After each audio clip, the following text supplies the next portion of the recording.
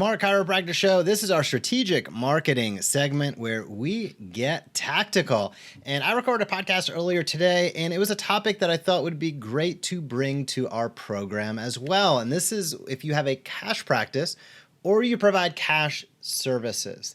What are some tips? How can you get out there? And what are some marketing strategies that you can utilize that I've found success with, that I've heard others find success with? I think it's just a great conversation to open up.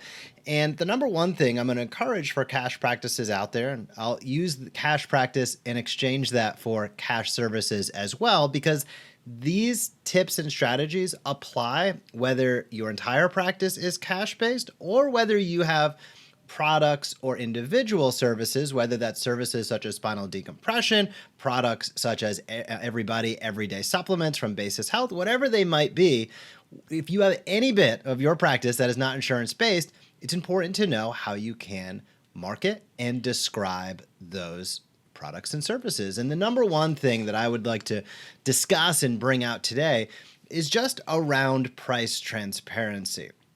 And this specifically applies when you're building relationships with other healthcare providers, but I think it really goes to all people as well. Most other providers have no idea what we do in our practice, never mind how much we charge for it.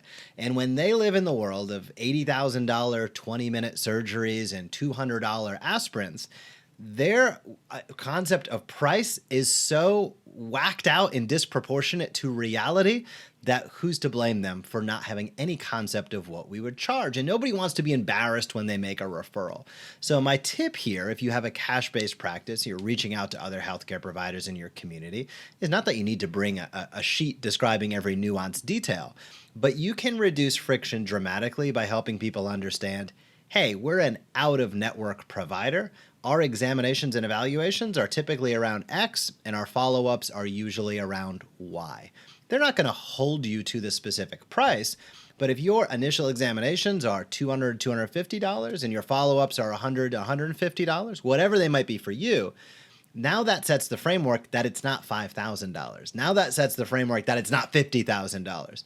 And being able to really break down those walls and that friction is critically important, specifically if you have a cash-based practice or cash services and you're trying to build referral relationships with other people in your community. So for cash services, price transparency with the providers you expect to get referrals in from, super important. Just set the framework. Nobody's going to hold you to the dollar amount. But again, with their distorted image of pricing, that might apply to you unless you smash that belief. So I'm a huge fan of price transparency.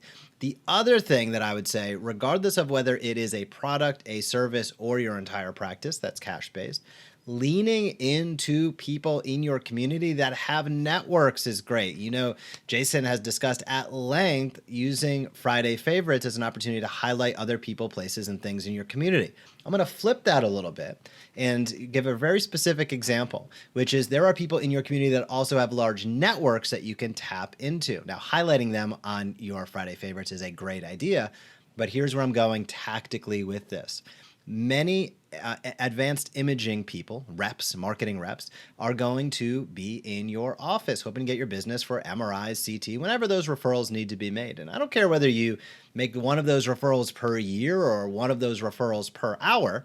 It's a good idea to know an imaging facility that you can lean on and rely on in your community. We all do, and we all know these individuals. The question is, have you asked them for introductions to other providers in your community? Now, I am a big fan of being super direct with this, meaning I like asking the imaging rep directly, hey, we're looking to build relationships and we're looking to build this part of our practice. Insert cash service here. Do you have 3 to 4 introductions that you can make for me to other healthcare providers that you think might resonate with this? Asking that question directly is a fantastic way to build relationships at a faster rate and also being able to showcase some of those cash services that you might not showcase in the same way as you do some of your core services. So I might be getting a little complex with this right now. So let me take a step back and simplify it. Step number one, cash-based services, cash-based practice, price transparency when building relationships is critical. Just anchor those prices so that you can reduce friction.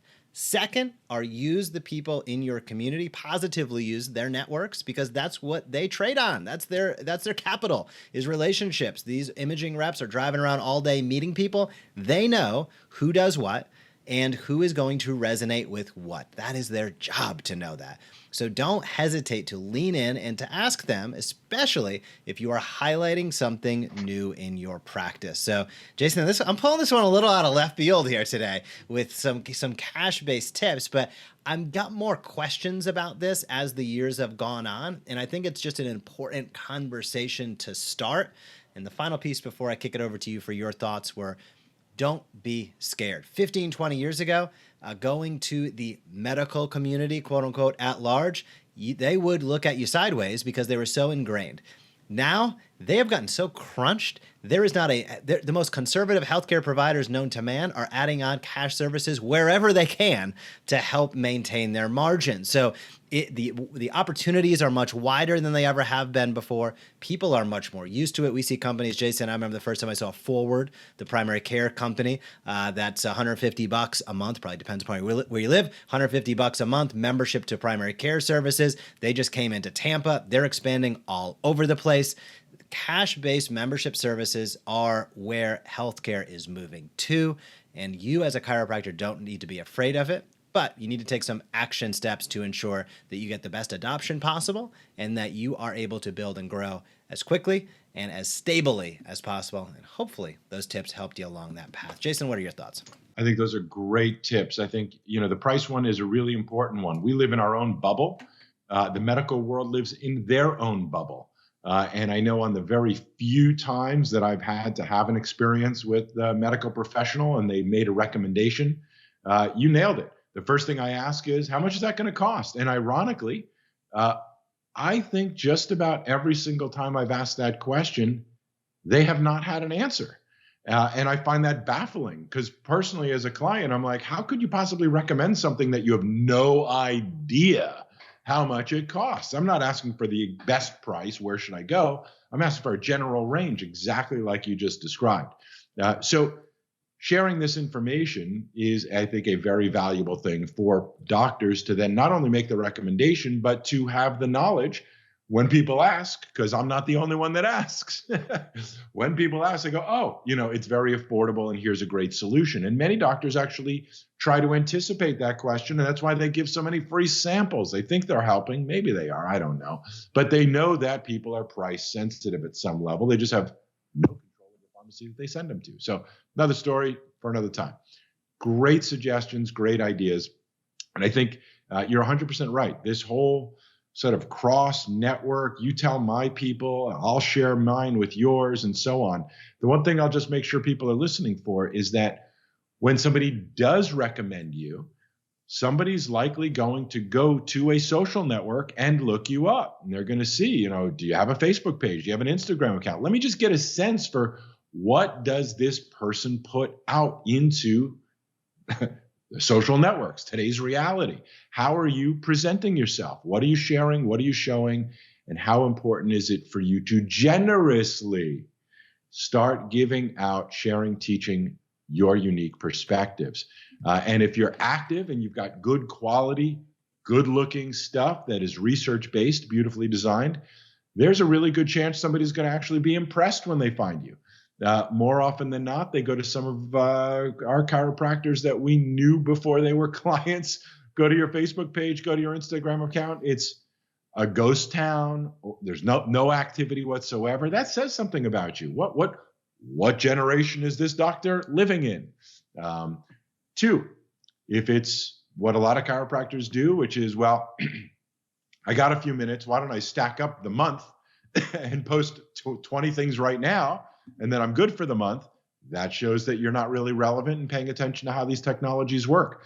But when you've got good quality, consistent information that looks good, research-based, and has some intention to it, has almost a curriculum, if I dare say, shows and demonstrates that you're a doctor who cares, that you are doing it for all the right reasons. And those reasons are to generously share what you know with people who will benefit from your information for free. Why? Because it's the right thing to do. That's what doctors who care do. So those are just a couple other tips. I think right on. Build relationships is the name of the game. People go where they are referred because most people are not looking for the cheapest deal on doctors they can find. It's just not how people think about doctors.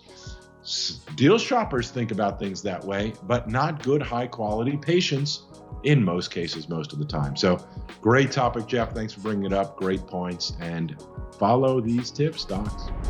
Thank you so much for watching this video on the Smart Chiropractor. To not miss a single thing that's clinically oriented, marketing oriented, or more, be sure to subscribe to our YouTube channel today.